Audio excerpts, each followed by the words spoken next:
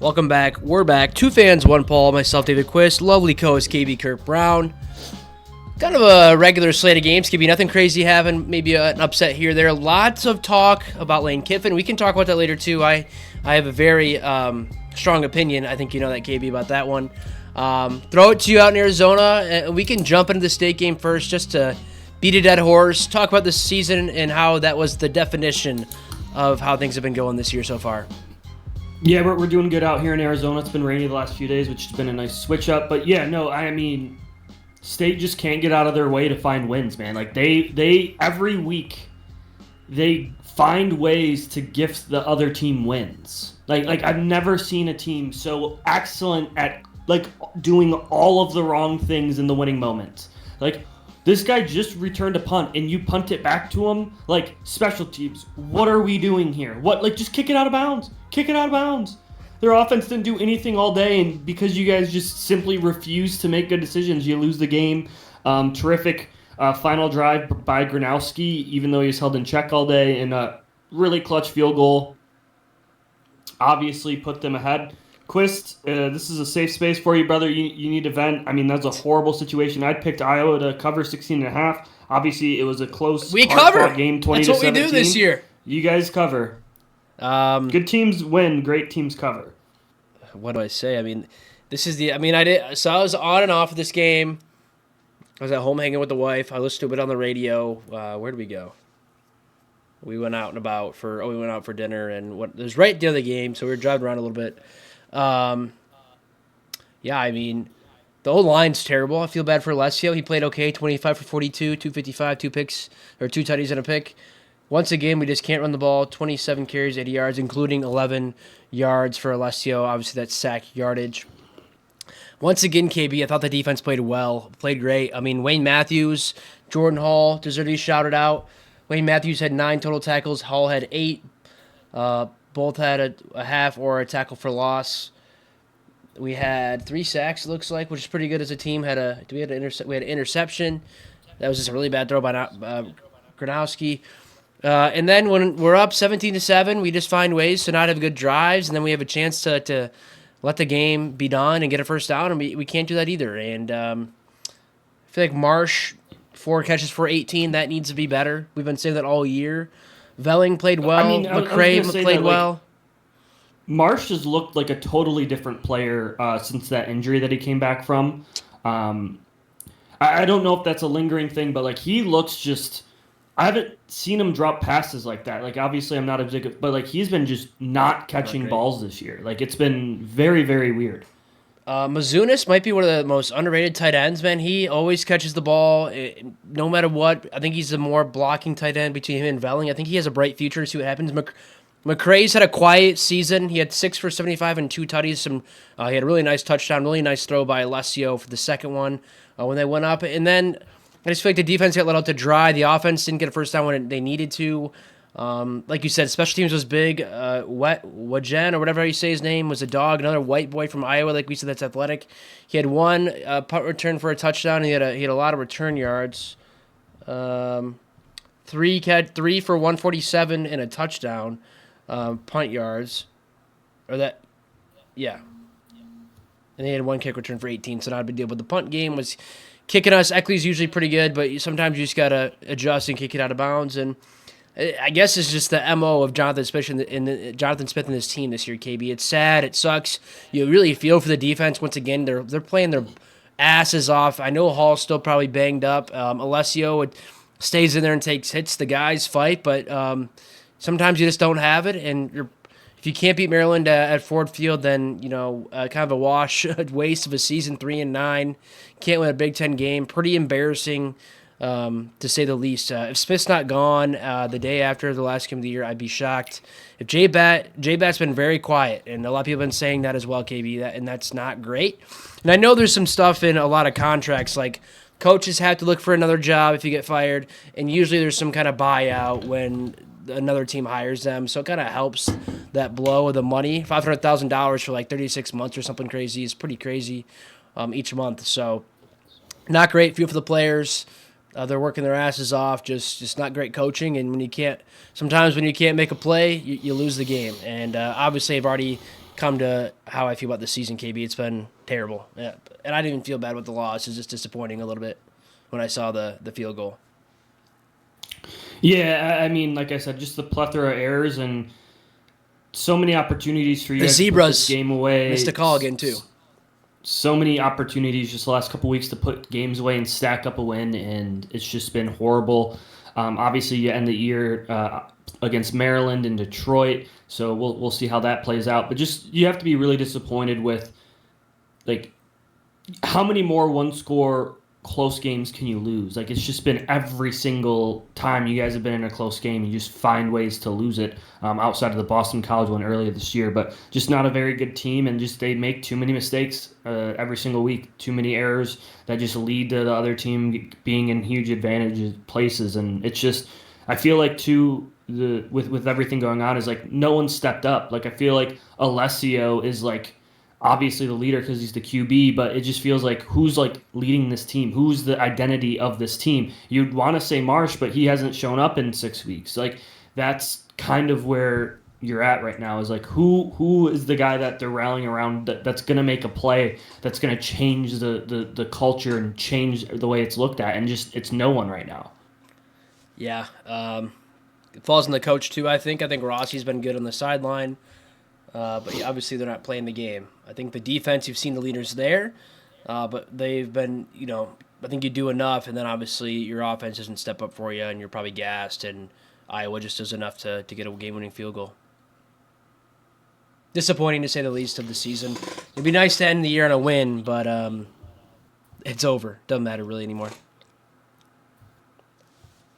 I don't got anything else to say. Nope, I'm good. Good on this as well. Next game, what do we want to talk about, Quist? The USC Oregon game. Yes, 42-27 Oregon wins.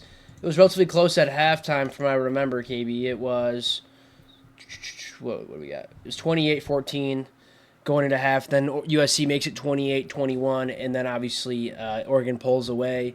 Dante Moore had a solid game. 22 for 30, 257, 2 tutties and a pick. Maeva had more yards, 306, 3 tuts, and 2 picks, so that hurts. Makai Lemon also had a nice passing touchdown. USC could not run well, KB, and that's something we talked about and highlighted, while Oregon ran the ball better, 41 for 179, 3 tuts, 3 touchdowns.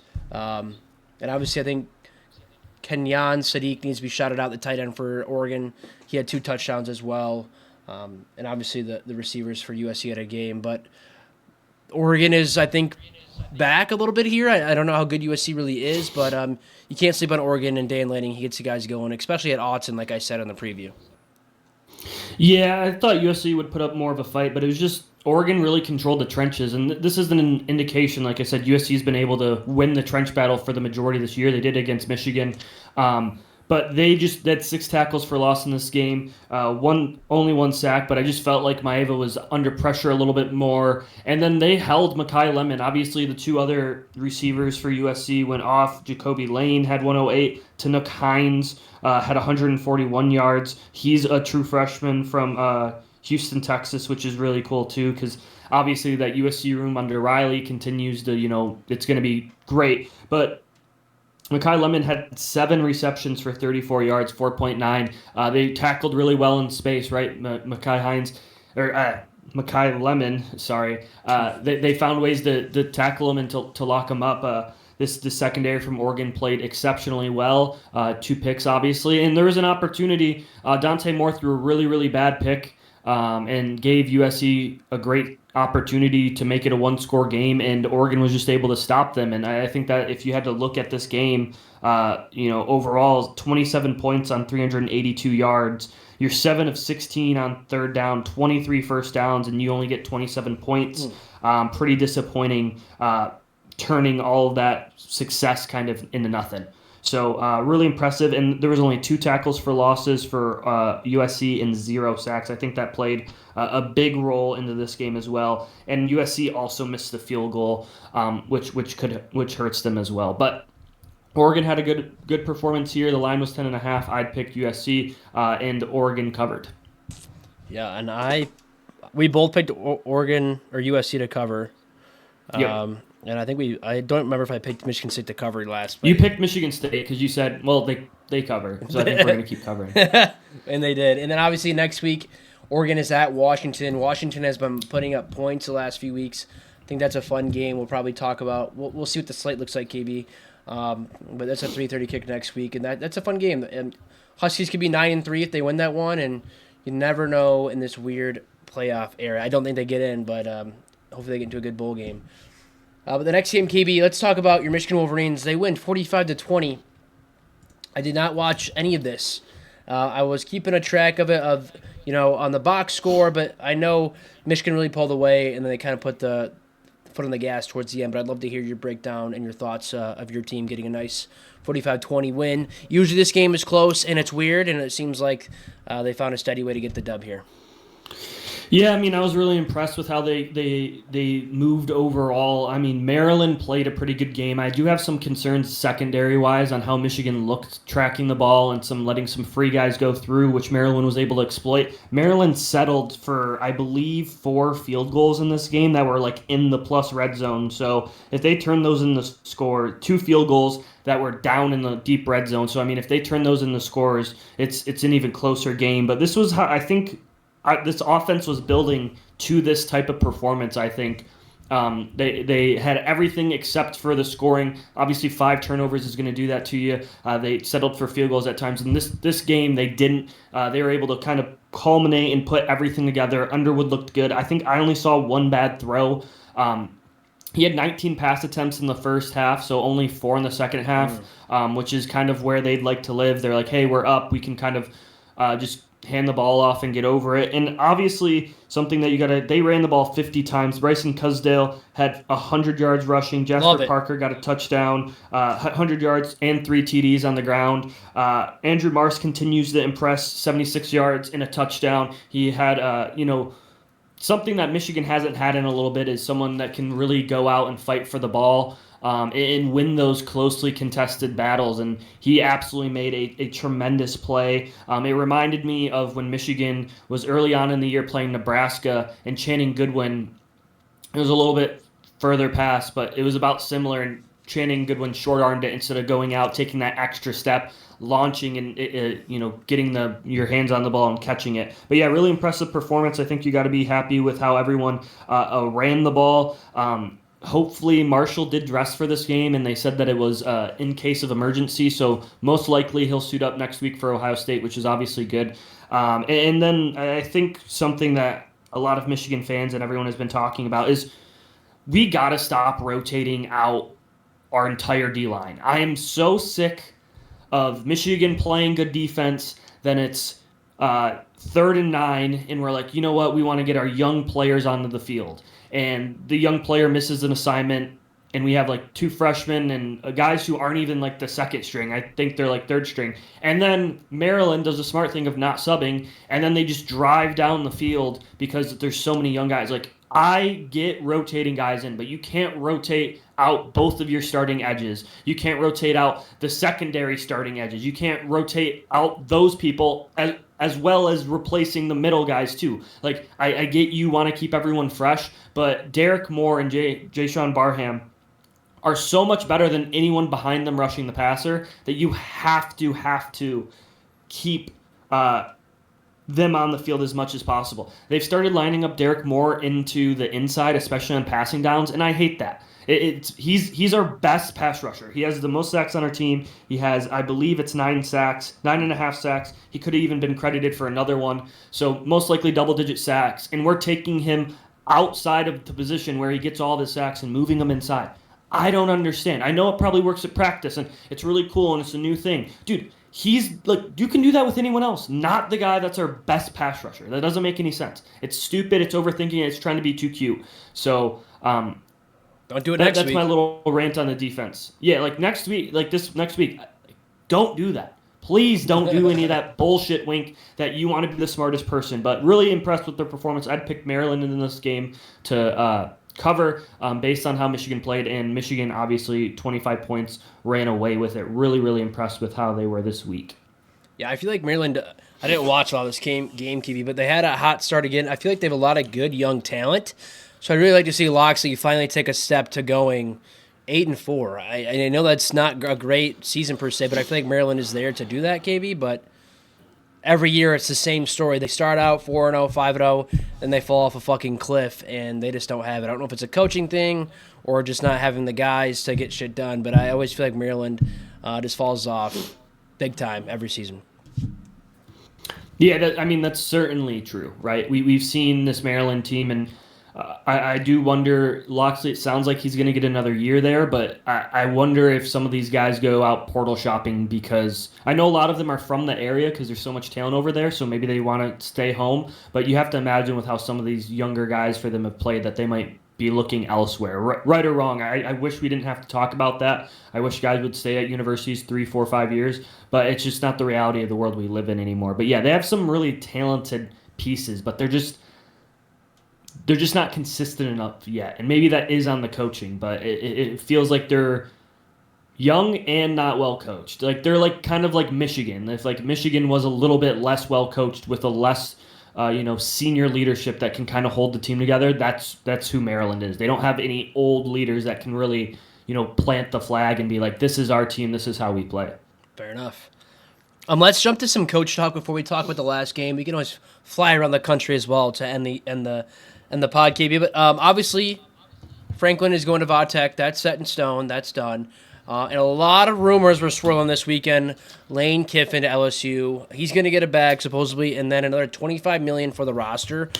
This is we got to figure out some way to have some regulations around how the fuck we do this now, KB. But supposedly he was already on campus wearing LSU gear. It looked legit.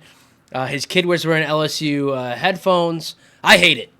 I really do. I think LSU or Ole Miss is the best place for Lane Kiffin. He's already having a hell of a year, and you're fucking 2 weeks before the end of the season, and you're supposedly already gone, and you're probably in the playoff. I don't understand it. I think LSU is a toxic place to be, KB. I would not want to coach there personally. Ole Miss fucking loves you. You walk on water there, and you're going to go at LSU because you might get a little more money, and I don't know what that is, KB. Maybe I'm wrong in this idea and opinion, but I just think staying at Ole Miss is the best for Lane Kiffin. Sometimes the grass is not always greener. Money, you still got a however $1 million Ole Miss will pay you. I don't think it's the right thing to do personally. We'll see what happens in the coming weeks. Sounds like the decision is after the Egg Bowl, so that's in a week probably from now or a day before on Saturday. I don't like it. I want to hear your thoughts. Any other coaching carousel thoughts as well, since we've been talking about it. I was just looking up their schedule. I was definitely listening in, and I mean, I couldn't agree more with you. I mean, we've seen this kind of happen over and over where we saw it with Brian Kelly. Like, Brian Kelly could have just continued to not care about recruits, kind of just float along at Notre Dame, especially with, like, an expanded playoff. Like, he could have just done that forever. That could have been his legacy of, like, he finally gets somewhere, and he goes to LSU, and no one laughs at LSU. I don't know what – I know it's – They wanted Eddie and fired their coach 2 years later. Like, they don't care. Yeah, like, they don't care.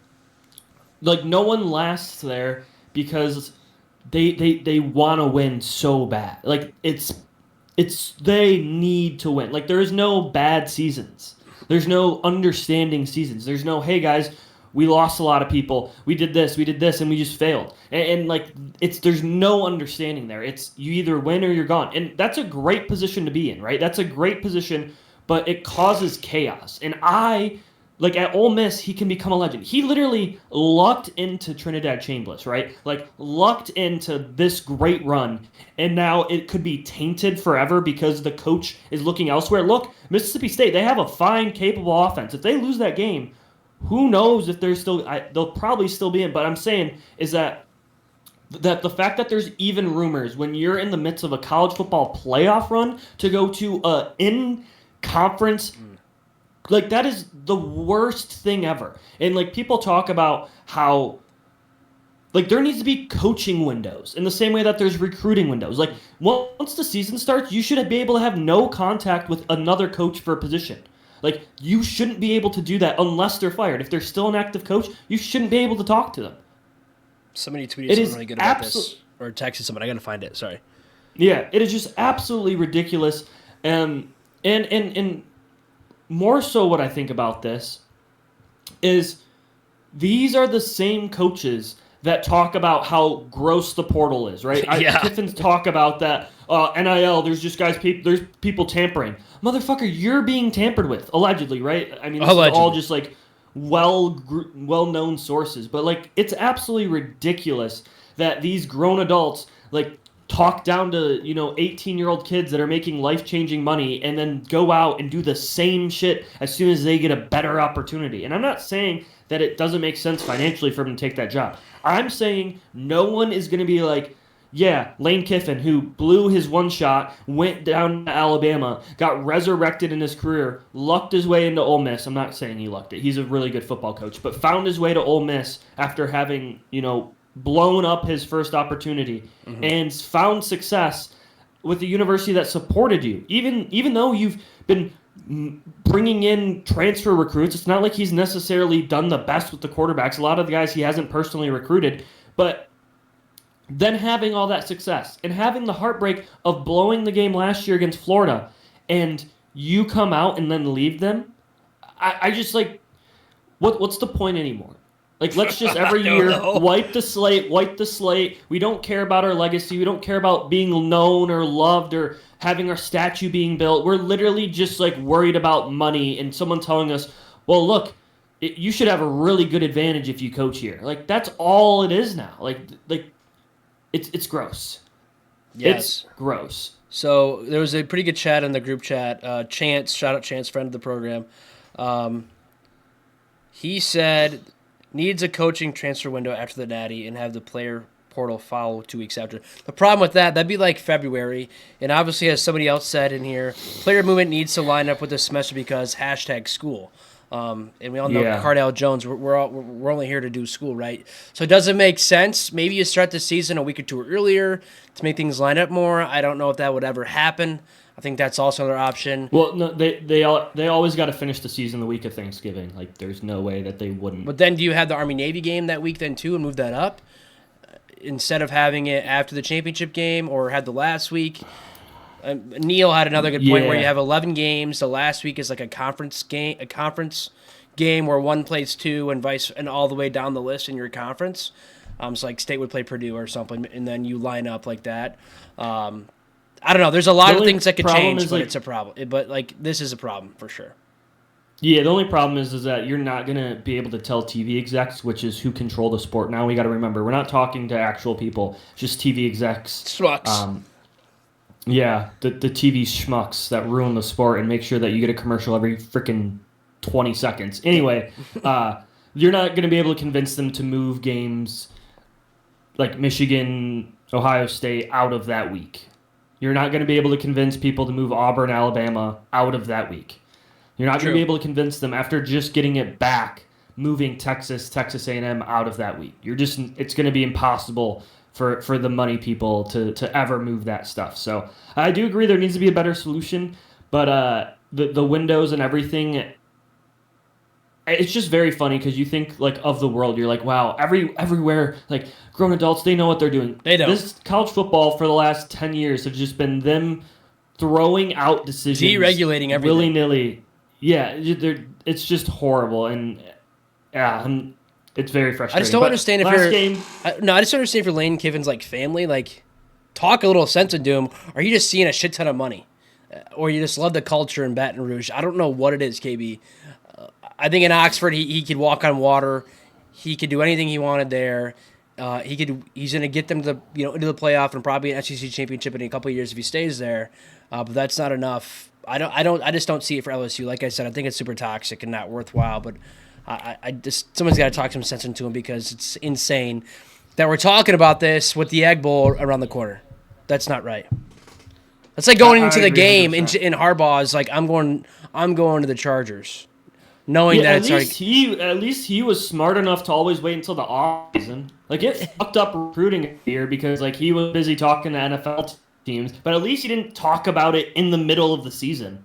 Right. It was annoying. It was frustrating, right, being in that position, but at least that was afterwards. There wasn't really any rumors during it. The rumors during it is crazy. It's bad. Yeah, I mean, you got to remember, Lane Kiffin was the USC guy. He already did this. He was the head coach of Tennessee for 1 year. then ran off to USC to chase True. the bigger bag, the bigger brand. Fired on the and tarmac. Then failed out of there. He fired on the tarmac, and he rehabs at Alabama.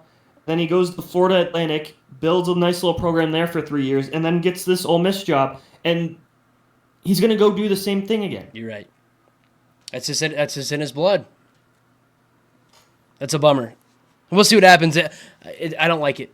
We agree on that one. I think that's something that could be talked about a lot. But let's go to the last game, KB. You were right. We need to talk about it for sure. Pitt, kind of blows out Georgia Tech 42-28. Not a blowout, but 2 possessions at least. Big pick 6 towards the middle of the game here, KB. That really was the game. And Pitt's in control of the AC. Their hopes for the ACC championship. Narduzzi said it. That's what matters to him. And next week, Pitt plays Miami. Man, that's a big boy. That's a big game this week, KB. We'll talk about that one for sure. I love this Georgia Tech team, KB. Haynes King, though, 2 picks. Hurts ran for 76. Nobody else on the team really ran that well. And the Pitt defense really stood tall when they needed to. The young quarterback, 20 for 27, 226, and 2 touchdowns. Also, big shout out, Jakirian Turner, 21 carries, 201, and a touchdown. Big running game from him. Team would have had easily over 220 yards without the sack yards. But Pitt with the big win. Narduzzi gets the guys going into a big week at home versus Miami to be in the SEC championship game in a couple weeks. Yeah, and you got to remember we have UVA is still only with the 1 loss, so they're well on their way to win the game, even though they lost to NC State because it was the weird non-conference game. So Pitt as well has it in control, and then SMU as well, right? Those are the 3 teams with 1 loss in the conference. Miami has 2 losses in the conference, so it's a very tough situation here. But yeah, Pitt played really well in this game. It's going to be interesting to see how the final week of the season plays out for the ACC. But these were the most important weeks of the year. I feel like you saw the dedication. You saw kind of the quarterback who got overwhelmed in the Notre Dame game. He came back, established himself, played a pretty good game. And I think them being able to run the ball is an indication of this Georgia Tech defense, man, has been horrible. And it was the reason why they lost the NC State game. And that's what we were talking about. We were like, some of these more competent teams, like Georgia might put up 900 yards, like if all motors go, because this defense is so porous. But rivalry games can play out weird ways. But it's just very interesting. And it sucks probably for Georgia Tech losing that way after having so much momentum early on in the year after playing Clemson and beating Clemson when that was still a big game. Yeah, it was at home too in Atlanta, and just can't get it done. Like you did say, well, KB, it's a porous defense. Let me see, total yardage is 412 to 378, so nothing too crazy.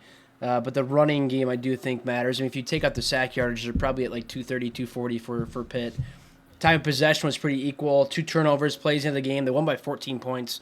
I don't know if they scored on both turnovers, but obviously those 14 and 2 turnovers does add up. So if that's what happened, that makes a lot of sense. And, brutal loss. But when you don't have a good defense, it's going to happen. And Pitt's got a big game looming against Miami next week. And I don't think anybody else really plays each other in the final week that matters. But it'll all shake out. Hopefully no weird tiebreakers like they do in Texas and they flip a coin. Yeah, it's SMU plays Cal, which is a decent game, and then obviously Virginia Tech.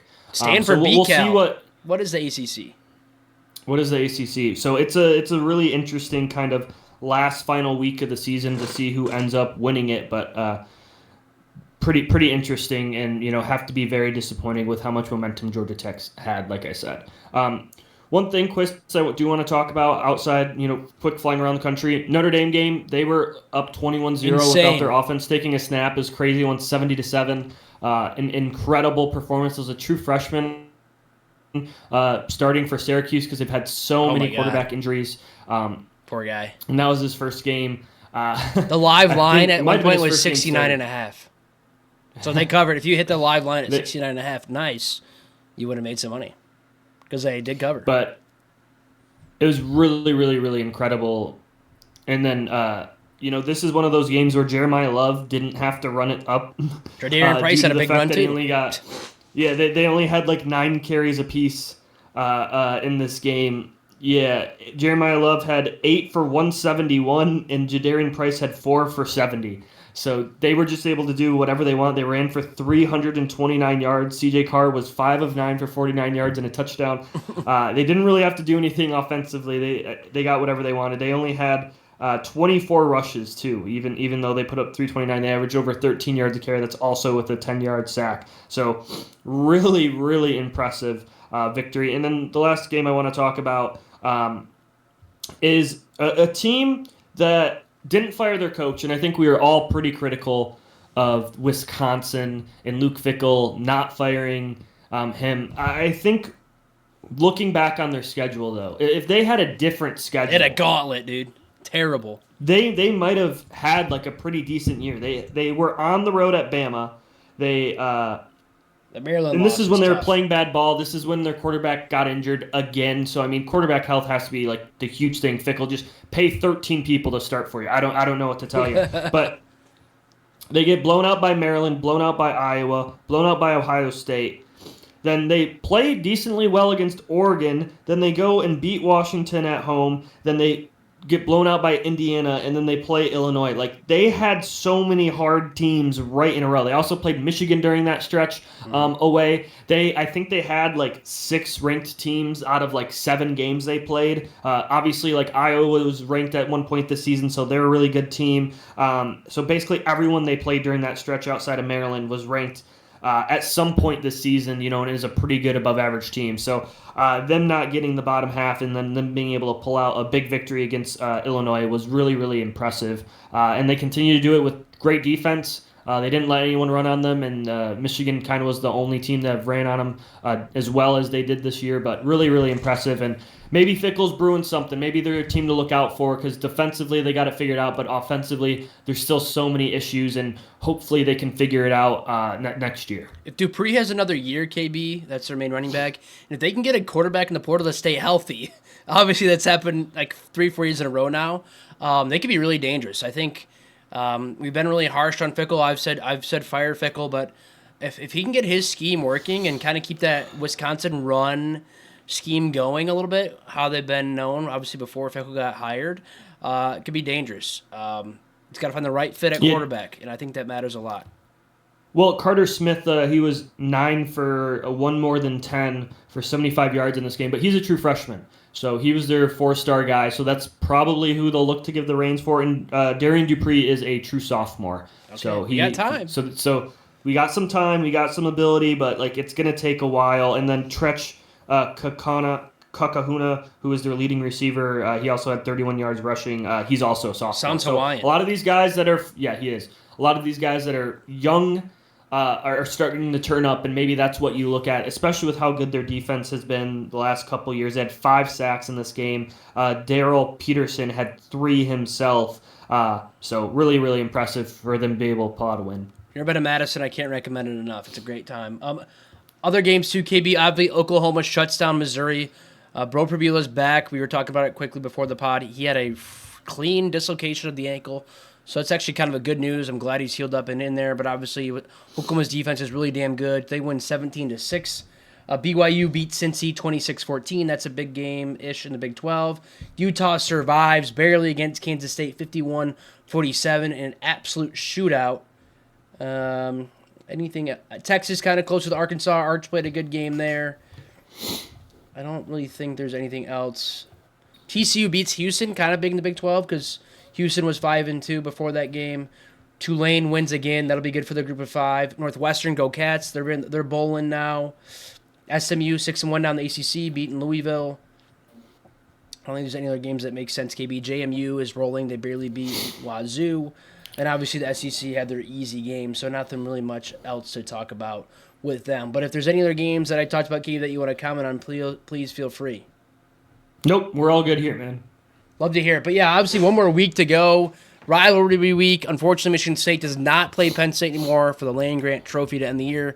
Obviously playing Maryland and Detroit, so not too much to talk about. But I know the slate is going to be wild, KB. Lots of big games, including the game. And you guys are playing for a playoff spot, and we all know that. We both know that. We'll break it down. That'll be a fun game to talk about, probably for at least 10 to 20 minutes in a couple days. Obviously, a lot of big games looming. We'll break it down and have some fun. But as always, guys, thanks for listening. Unfortunately, my Michigan State Spartans are dead and gone. Season's over. Hopefully, we can have some fight again, because they have had some fight the last few weeks. But looking forward to talking about this week, going to Thanksgiving, the best holiday of all time. Football, family, friends, and some beer and wine and booze mixed in there can make it better. But thanks, you guys, as always. Looking forward to the week. Go Green. Yeah, you couldn't have said it better, Quiz. Thank you guys as well for listening, supporting. Make sure you tell your friends and family at the dinner table, hey, we've got this cool podcast we listen to. Obviously, we know most of the people personally who are listening, so thank you for listening. But yeah, I mean, there's rivalry week, the last week of the season. I wish everyone had kind of a huge rival that they would be able to play this week. It's always fun. And I just looked at lines. Auburn and Alabama, the line is -5.5. So there's some stinkiness going on there. Definitely that the books are looking at. But after Deuce Knight's really impressive performance against Mercer or wherever they were playing. But thank you guys as always. Go Blue.